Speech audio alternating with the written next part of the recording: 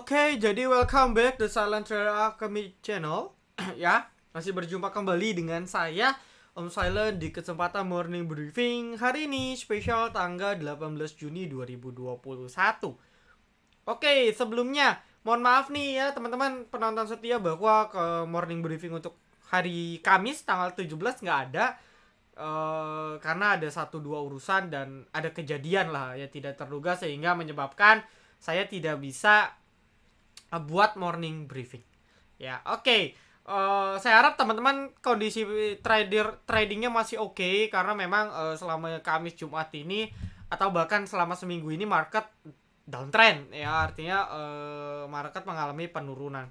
Meskipun turunnya nggak banyak tapi banyak emiten yang juga kena imbas seperti itu yang turunnya cukup signifikan. Nah, sebelum itu seperti biasa saya akan menceritakan trade dan kita di hari Rabu ya, karena hari Rabu kan saya belum ceritain, dan hari Kamis hari ini ya. For information, kita ini last trade banget ya. Kami di 2 hari ini benar-benar tradingnya sempit ya, artinya nggak banyak melakukan transaksi jual atau transaksi beli karena banyak yang belum kena hit dan nggak kena cut loss juga gitu. Jadi masih ngawang aja di tengah-tengah. Marketnya memang sepi banget. Nah, ini di tanggal 16 kemarin di hari Rabu itu ada LPKR kita copet ya. Anda cek jamnya 9.33 ya, jam 9.33 LPKR kemarin ya. Saya nggak tahu nih datanya masih bisa track gak. Oke, di sini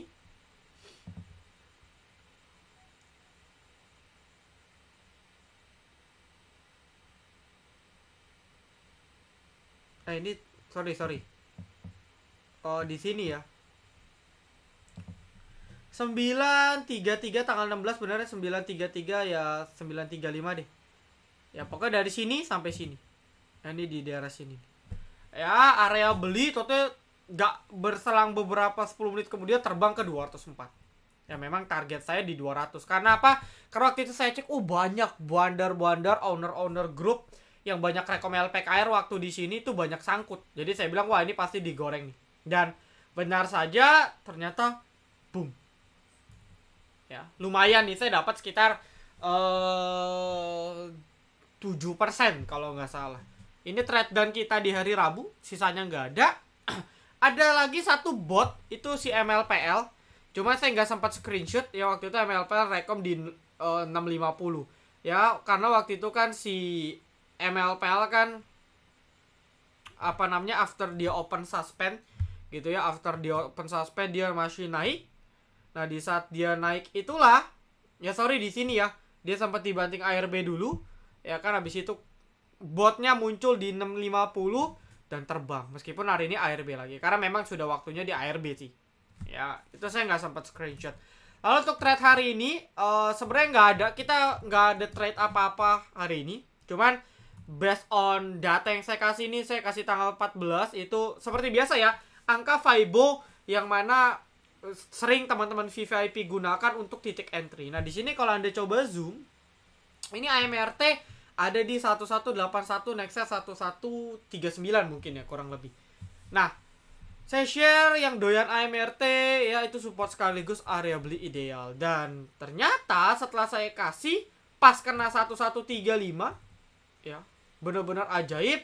Habis itu terbang dan terbang. Ya, jadi ini saya sering share banget ya. Tadi ada share lagi emiten baru lagi. Ya, saya kurang lebih ada share 2 emiten baru. Nanti kalau rebound dari dia punya FIBO nanti saya screenshot. So far sih segala sesuatu yang saya share itu screenshot. DMM, XML, PL 2 kali, AMRT dan sebagainya itu biasanya pas kena area terbang. Gitu. Jadi buat teman-teman yang mau coba join VVIP, dicoba dulu saja. Ya, maksudnya daripada Anda trading gerasak gerusuk bingung, Anda mau cek emiten teknologi pun juga nggak ada gambaran. Kita ada PTS, Project Tech Stock, untuk memprovide area beli emiten-emiten teknologi. Ya, banyak diskusi-diskusi yang sangat membangun juga. Rekom-rekom kita yang tentunya dikawal gitu ya, dan lain sebagainya. Anda bisa coba. Buat yang mau join dulu Telegram kami t.me/silenttraderacademy, nanti langsung chat ke staff Silent ya, staff saya. Lalu jangan lupa follow Instagram kami juga @silenttraderacademy, masih berlaku untuk apa namanya, BTS ya, bagi-bagi cuan saham. Ya, bagi-bagi cuan saham, di mana saya kasih giveaway untuk 3 orang yang beruntung ya, total hadiah senilai Rp450.000. Buat Anda yang mau coba keberuntungan, siapa tahu dapat rezeki dari saya, silakan. Ya, kalau euforianya oke, saya akan terus adakan seperti itu. Oke, kalau sudah, kita akan langsung masuk ke pembahasan market. Dimana market kemarin hari Rabu itu asing guyurnya luar biasa ya. Kenapa sih? Ini karena BBRI right issue. Salah satu dampak. Jadi ketika bank-bank lain kemarin ya ini turun karena ngikut aja ya. Tapi kan turunnya nggak parah gitu. Ya, BBCA pun kemarin cuman close 1%, BBNI ya, ini memang dari kemarin yang turun. Tapi si BBRI-nya sendiri itu 5%. Asing jualan hampir kalau nggak salah 500 miliar ya. Nah, salah satu alasannya karena terkait rencana BRI untuk mengadakan yang namanya right issue. Jadi singkatnya begini teman-teman ya, right issue.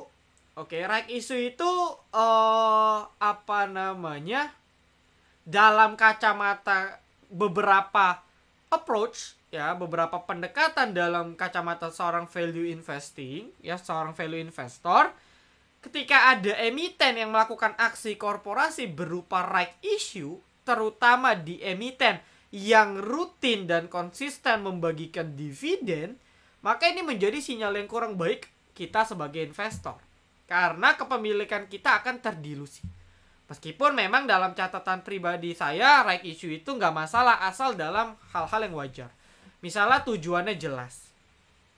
Kedua, rasionya jelas. Artinya lembar yang beredar sekarang misalnya 1 miliar, dia terbitin misalnya 100 juta.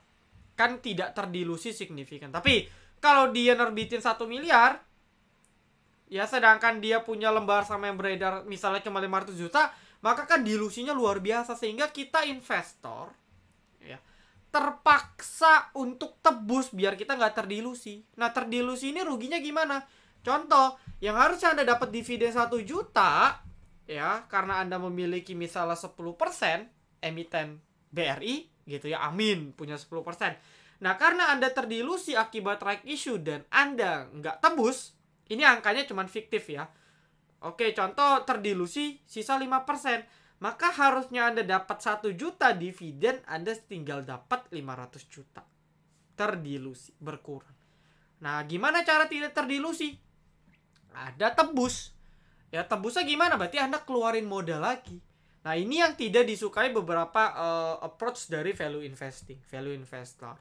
Gitu, sehingga memang mereaksinya seperti ini.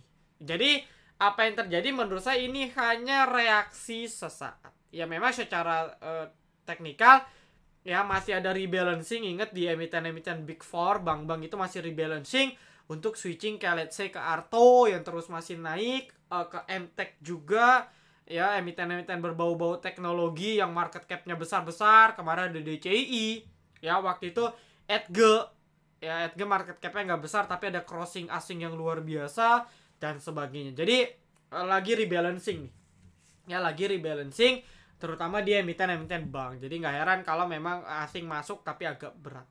Ya, seperti itu. Nah, lalu untuk kacamata sekarang sih market masih akan pertama gapnya sudah ketutup. Ini gap pertama sudah ketutup di 6160 sampai 61 di 6060 sampai di sekitar 6047-an. Ini sudah tertutup walaupun tidak tertutup secara candle. Ya. Lalu next gapnya ini sebenarnya masih banyak ya, dan ini khawatir. Ini gap masih jauh. Ini sih saya nggak yakin ketutup. Tapi kalau di sini ini potensi banget. Apalagi dengan isu-isu terutama di DKI Jakarta terkait lockdown ya.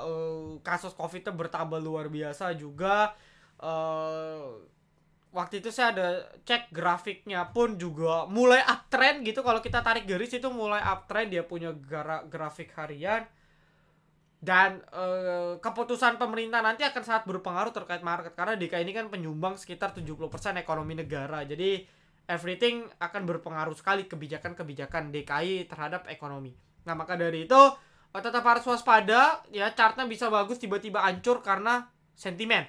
Jadi trading tetap harus waspada. Sementara market ini benar-benar wait and see terkait isu-isu. Mereka masih menanti keputusan pemerintah gitu terkait pemerintah DKI tentunya ya, apakah akan lockdown total atau cukup PPKM seperti ini sudah oke. Jadi ini pasti pada wait and see.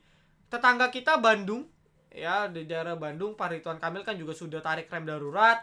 Bahkan nanti saya ada baca libur panjang Idul Adha itu kan hari Selasa tuh tanggal 20 Juli itu juga mau dicabut ya, jadi tidak ada libur panjang dan sebagainya gitu kan, sehingga ini berpotensi menekan ekonomi tertekan, ekspektasi rendah, market drop.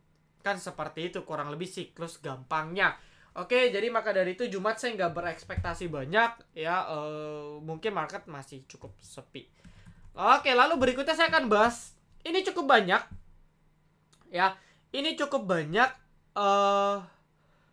Coba saya akan bahas beberapa emiten yang mungkin rame diperdagangkan. Contoh, kalau misalnya Anda request apa ya, ini rata-rata saham hype. Contoh, misalnya DAX ya. DAX itu kan gak semua orang pasti pantau ya, maka dari itu saya nggak bahas. Contoh aja ya, jadi saya coba bahas dulu, tapi DAX-nya kasihan ya kalau nggak dibahas. DAX ini masih very downtrend. Jadi masih sangat strong downtrend. Kenaikan di sini hanyalah pure technical rebound-nya saja. Ya jadi hati-hati, kalau jebol 153 lanjut turun lagi. Gitu. Lalu nextnya saya akan bahas terkait friend. Ini tiap hari ditanyain dan ya selamat.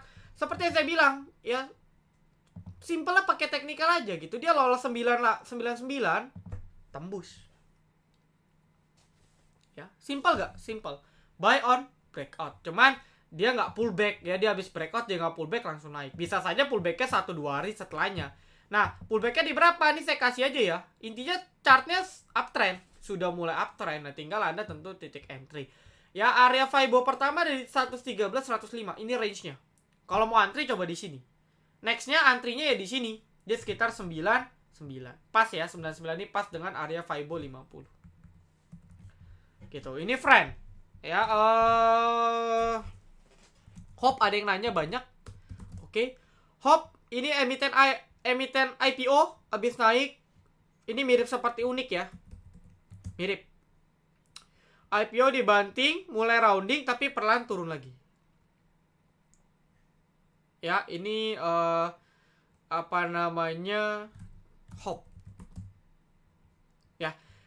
Catatan, kalau emiten IPO yang tidak berkaitan dengan digital atau teknologi atau everything yang berbau teknologi lah intinya, maka jarang banget abis naik koreksi sideways abis itu langsung break all time high, jarang. Maka dari itu kenaikan ini kenaikan sementara yang harus Anda waspadai. Ya, secara teknikal dia harus bisa break 220 kalau mau lanjut naik. Setidaknya targetnya ada di sini nih. Ya, ini banyak gap. Ya, gap ada di 232, next gapnya ada di 248. Ini gap. Ini area TP. Cuman dia harus bisa lolos 220 dulu. Kalau nggak bisa ya dia akan correction lagi. Sama seperti WMUU lah contohnya. Ya, terkesan rebound tapi habis itu lemas lagi. Seperti itu. Oke. TGRA banyak yang nanya ini oke. Ya, ini masih oke, dia lagi sideways. Ya, tinggal tunggu ada yang pom-pom aja sih. Kalau sabar ya beli aja. Oke. Nah, lalu Pegas PTBA, Om kok nggak naik-naik? Kalau Pegas sih ya memang saya juga nggak paham ya. Ini komoditas ini memang kemarin sebenarnya emiten call sesuai watchlist kita ini lumayan banget. Artinya volumenya sudah mulai confirm. Tapi apa yang terjadi? Ternyata respon market masih berat. Nah, ini kan yang menjadi kekhawatiran. Ya, tapi ada beberapa emiten batubara yang cukup oke. Sejauh ini yang terlihat itu Adro sama ITMG yang better. Sisanya masih enggak oke. Harum juga masih lumayan. Ya, dia after dividend gitu kan. Bandarnya juga bagus. Cuman belum ada momentum. Ya, jadi kalau untuk short trade, untuk fast trade, batubara kurang cocok menurut saya sih.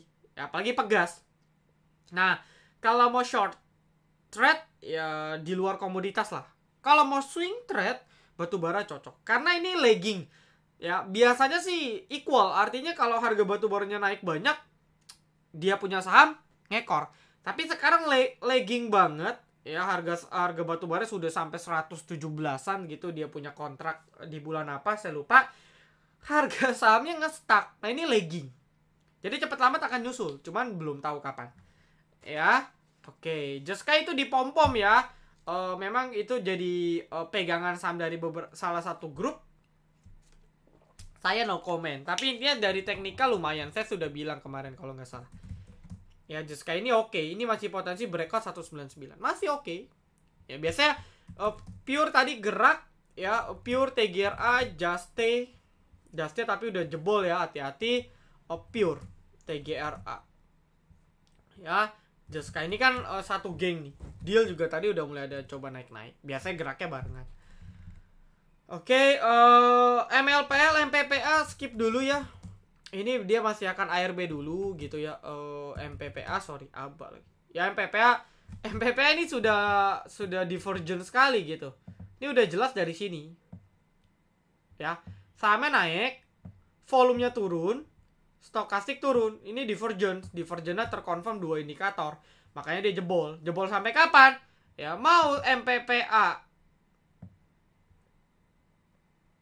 Oh, ini sudah area beli pertama nih. Pas ya di 1020-an ya. Ini area beli 1. Nextnya tuh di 800. Nah, kalau mau tunggu 880 deh gue jabanin. Ya, ini 880, 750, 624. Ini area-area terbaik ya. Jadi, let's say MPP turun dari 1275 ke 870-an pun masih bagus. Masih upgrade. Ya, jadi ini fase koreksi yang sangat amat sehat. Ya, harus. Kemari kan juga sama nih. Ya, dia habis kena lama dia koreksi lumayan. Baru perlahan naik lagi. Apa juga sama kan? Ya, habis naik banyak dia istirahat, maka sideways-nya berminggu-minggu. Jadi semua butuh waktu dan MPPA, MLPL itu harus istirahat menurut saya. Ya, Mari Aba gimana? Mari Aba masih fase sideways. Anda mau cicil beli silakan, dia masih di support. Gitu ya. Wifi ya, Wifi. Nah, Wifi ini IPO, dia IPO-nya dari awal tahun sih. Nah, ini kan teknologi ya, ini kan terkait teknologi. Dari kode sahamnya pun Anda udah tahu nih perusahaan di bidang apa. Nah, ya makanya IPO ini yang naik. Ya karena memang didukung sama sektor yang lagi hype. Ya, tapi kalau kayak tadi Anda chat Hope, saya nggak tahu nih Hope ini apa sih, dia punya emiten bisnis saya nggak tahu. Jadi hati-hati, takutnya cuma naik habis itu melempem lagi. Ya, tapi sedangkan Wifi ini sudah cukup worth it banget. Ya, karena dia IPO gitu kan dengan sektor yang mendukung. Cuman ya entry hati-hati ya. Jangan nafsu lah. Anda entry tunggu, contoh misalnya tunggu dekat-dekat Bollinger Tengah dan sebagainya. Ya. Oke, Lucy. Nah, ini Lucy juga masih akan sideways ya. Terakhir itu Plan. Ya, Plan pun emiten Axel yang termurah nih. Ya, dari 290 bahkan. Nah, untuk Lucy ya entah kenapa gitu ya, untuk Lucy Sofa, PPGL. Ya, kalau PPGL kan ini sudah mulai uptrend. Ya. Sofa pun masih sideways, tapi Lucy ini downtrend. Nah, ini saya nggak tahu kenapa. Tapi yang jelas, ini Lucy memang banyak bandarnya. Ya, ini kan perusahaan yang kalau Anda lihat terapi banget gak sih? Merah, biru, merah, biru, merah. Nah, kalau seperti ini potensi banget Lucy akan di push down lagi. Jadi kalau Anda nggak bisa lihat dia punya pola, berat. Minimal dia akan sideways sih. Saya bilang Lucy ini akan sideways di range 40 sampai 50. Mungkin dia akan sideways. Sideways, tunggu momentum breakout aja. Ya, kayak gitu. Jadi harus sabar seperti itu.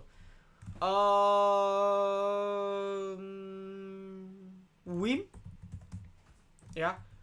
Untuk WIM bisa spekulasi ada technical rebound karena posisinya sudah sangat disupport banget. Ya, supportnya di 600 sih gitu. EMA 200 pun di 600. Jadi spekulasi dia false break, ya, false breakdown, Anda bisa buy sekarang. Stop loss-nya boleh di sini. Di 560 nggak apa-apa. TP-nya ya dia ada potensi testing 650 ke atas kalau rebound. Tapi ini kayak nangkap pisang jatuh ya. Artinya risknya cukup besar. Ya, seperti itu. Bovich belum ada pantulan lagi ya. Bovich BRMS masih mantul-mantul di support. Ini kalau rebound juga lumayan. Kalau bablas ya bye-bye. Bex juga mantul-mantul di support. Ya, pas banget ya di atas EMA, di atas Bollinger masih very strong uptrend karena masih di atas EMA 13. Posisi ketahan di support, ya lumayan lah, boleh dilirik gitu ya. Zing jebol 145 nggak bagus ya. Ini jebol 145 kurang bagus, 144 145. Juste jebol tadi breakout out dulu. BBRI biarin dia consolidate. Ini sih so far trennya masih downtrend kalau seperti ini. Ya, dia cuman rebound habis itu turun lagi. BJBR bahas bandar. Kayaknya masih sepi ya, karena ini volumenya kecil gitu. Artinya nggak ada akumulasi dari bandar ini. Ya, BJBR, BJTM ini masih nggak ada momentum. Karena marketnya memang belum benar-benar recovery. Ya, kayak gitu. Oke, Temas untuk copet ya bisa. Ya, Wins juga masih bisa Anda lirik nih. Perkapalan, Temas, Wins, Sochi. Ini Sochi kemarin naik tuh lumayan. Ya, tapi guyur lagi. Tapi masih bisa lirik. SMDR. Ya, ini masih bisa lah. Perkapalan menurut saya masih oke. Seperti itu. Oke ya. Nah, mungkin ya karena permintaan maaf saya tidak buat morning briefing, saya akan kasih pantauan untuk besok. Tapi ini disclaimer on banget, Anda loss ya tanggung sendiri, Anda profit ya buat Anda sendiri juga ya. Nah, ini emiten yaitu MNC Group. Ya, pantau aja gitu ya, maksudnya Bohit, BCAP, BABP. Saya fokus ketiga ini aja. Ya, terus apalagi Bohit, BCAP itu sudah ARB 5 kali, BABP sudah ARB 3 kali. Dan harusnya kalau nggak Jumat, itu Senin depan itu gerak. Ya. Nah, untuk area beli dan sebagainya Anda tentuin masing-masing. Mau beli pas ARB silakan, mau beli pas rebound silakan, mau antri di angka sekian silakan. Tapi ini watchlist MNC Group. Saya nggak bicara ke peak mesin IPTV ya, karena ini yang nggak relate gitu.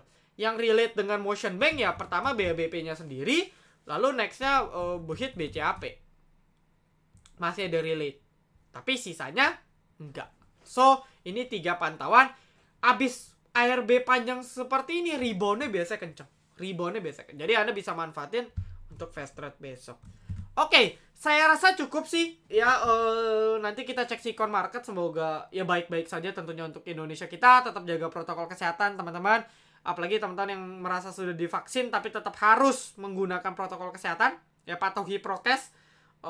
Jangan mentang-mentang sudah vaksin teman-teman jadi jumawa, merasa tidak akan kena lagi dan sebagainya. Tetap taat prokes, karena ketaatan Anda semua untuk mematuhi prokes akan mempengaruhi IHSG ke depannya.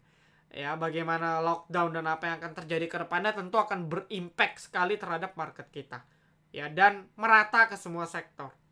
Oke, jadi saya rasa cukup. Thank you sekali lagi teman-teman semua. Good luck. Semoga dari watchlist dan pembahasan tadi ada yang bermanfaat untuk teman-teman. Ya, saya tunggu kedatangan di VVIP. Silent Trader Academy. Be silent, be patient, be cuan.